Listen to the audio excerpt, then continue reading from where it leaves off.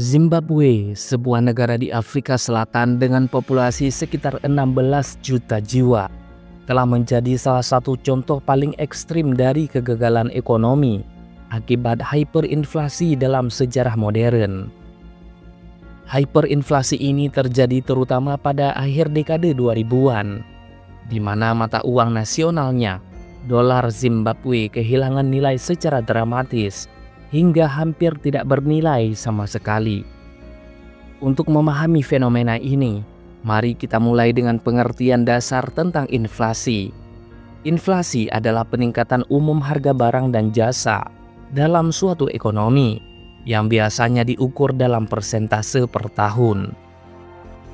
Namun, hyperinflasi adalah bentuk ekstrim dari inflasi, di mana laju peningkatan harga mencapai lebih dari 50% per bulan, menyebabkan mata uang kehilangan daya beli dengan sangat cepat.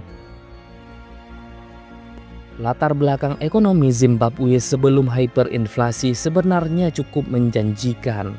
Setelah merdeka dari Inggris pada tahun 1980, Zimbabwe dikenal sebagai keranjang roti Afrika karena sektor pertaniannya yang kuat, didukung oleh lahan subur dan ekspor komoditas seperti tembakau, kapas, dan biji mineral.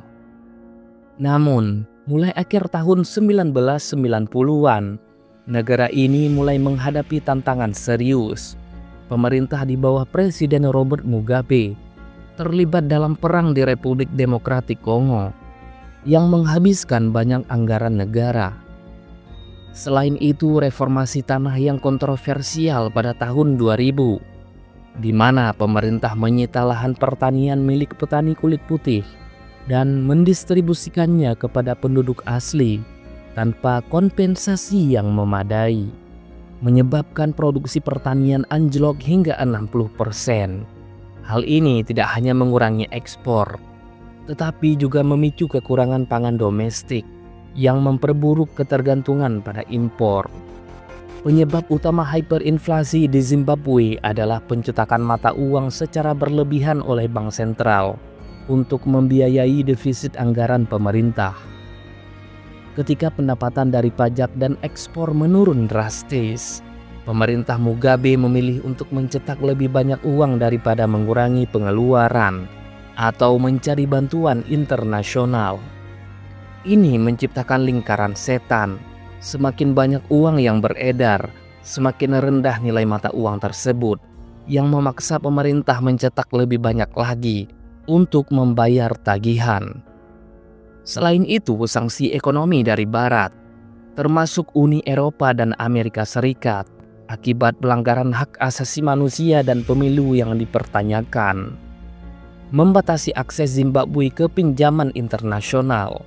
Korupsi di kalangan elit pemerintahan juga memperburuk situasi dengan dana publik yang disalahgunakan untuk kepentingan pribadi. Perkembangan hyperinflasi ini berlangsung secara bertahap namun semakin cepat. Pada awal 2000-an, inflasi tahunan masih berada di kisaran ratusan persen. Namun tahun 2007, laju inflasi melonjak menjadi ribuan persen per bulan. Puncaknya terjadi pada November 2008, ketika inflasi bulanan mencapai angka yang luar biasa, sekitar 79,6 miliar persen. Atau secara keseluruhan, hyperinflasi tahunan mencapai 89,7 sekstiliun persen. Sebuah angka yang sulit dibayangkan. Untuk mengatasi ini, Bank Sentral Zimbabwe mencetak uang kertas dengan denominasi semakin tinggi, dari miliaran, triliunan hingga 100 triliun dolar Zimbabwe untuk satu lembar uang kertas. Bayangkan saja, sebuah roti yang harganya 1 dolar Zimbabwe pada pagi hari bisa mencapai 2 dolar pada siang hari dan 4 dolar pada malam hari. Orang-orang harus membawa tas penuh uang hanya untuk membeli barang kebutuhan dasar seperti susu atau roti. Dampak hyperinflasi ini sangat menghancurkan bagi masyarakat Zimbabwe. Ekonomi negara menyusut hingga 18% pada tahun 2008 saja. Pengangguran mencapai lebih dari 80% dan jutaan orang mengalami kelaparan karena harga pangan melambung tinggi. Banyak bisnis tutup karena tidak bisa merencanakan keuangan di tengah ketidakpastian harga. Sistem perbankan runtuh, di mana tabungan orang hilang nilainya dalam semalam. Masyarakat beralih ke barter atau menggunakan mata uang asing seperti dolar Amerika Serikat dan Rand Afrika Selatan secara ilegal untuk transaksi sehari-hari. Fenomena ini juga memicu migrasi massal. Sekitar 3-4 juta warga Zimbabwe melarikan diri ke negara tetangga, seperti Afrika Selatan untuk mencari pekerjaan. Selain itu, hyperinflasi memperburuk ketimbangan sosial, di mana kelompok elit yang memiliki akses ke mata uang asing bertahan, sementara rakyat biasa menderita. Pemerintah Zimbabwe akhirnya mengakui kegagalan mata uang nasionalnya. Pada April 2009, penggunaan dolar Zimbabwe secara resmi dihentikan, dan negara ini beralih ke sistem multi mata uang, di mana dolar Amerika Serikat menjadi mata uang utama dalam transaksi resmi, disertai euro, pound sterling, dan mata uang regional lainnya. Langkah ini berhasil menstabilkan ekonomi untuk sementara waktu, dengan inflasi turun drastis dan pertumbuhan ekonomi positif pada awal 2010. Namun, tantangan belum berakhir. Pada tahun 2016, pemerintah memperkenalkan bond notes sebagai pengganti dolar Amerika Serikat yang langka. Tetapi ini malah memicu inflasi lagi karena kurangnya kepercayaan publik. Memasuki tahun 2020-an, Zimbabwe terus berjuang dengan krisis mata uang. Pada tahun 2019, mereka memperkenalkan kembali dolar Zimbabwe baru atau RTGS dolar.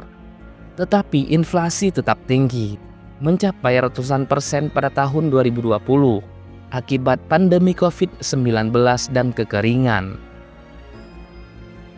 Pada akhir 2024, pemerintah meluncurkan mata uang baru bernama Zimbabwe Gold atau ZiG yang didukung oleh cadangan emas dan aset berharga lainnya dengan tujuan menstabilkan nilai mata uang. ZiG ini dirancang untuk mengurangi ketergantungan pada dolar Amerika Serikat yang telah mendominasi ekonomi sejak tahun 2009.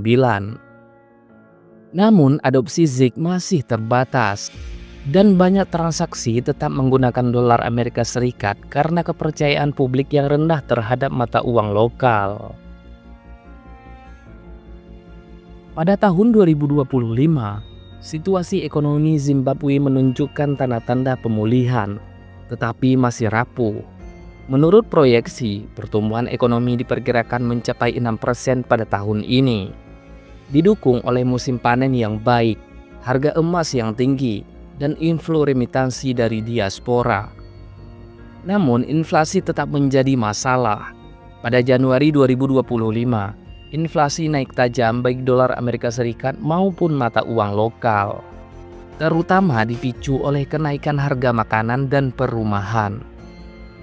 Inflasi tahunan dalam ZiG mencapai sekitar 20 hingga 30%, jauh lebih rendah dari masa hyperinflasi, tetapi masih tinggi dibandingkan standar global.